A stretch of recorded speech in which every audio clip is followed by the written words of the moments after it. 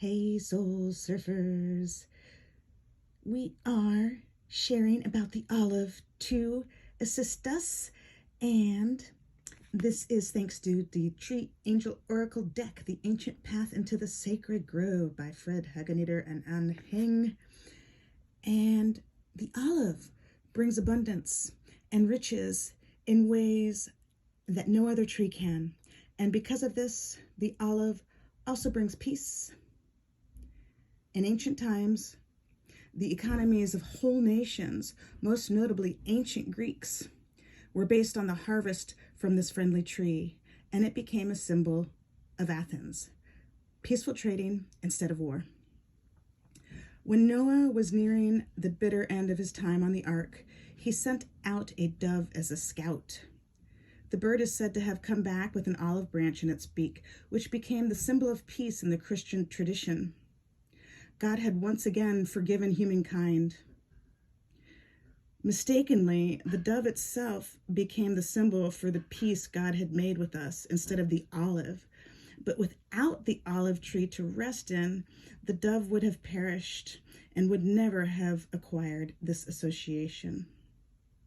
It is the olive angel that tells us that all human beings can live in peace with one another and with the whole of the biosphere, and that the abundance exists to make this possible. The olive tree's gifts are health and well-being, increase and success. It stands for freedom, equality, brotherly and sisterly love, tolerance, true democracy, as well as happy exchange and peaceful trade. Without the medicine of the olive, we become irritable and quarrelsome. We feel shortchanged and jealous of the success of others.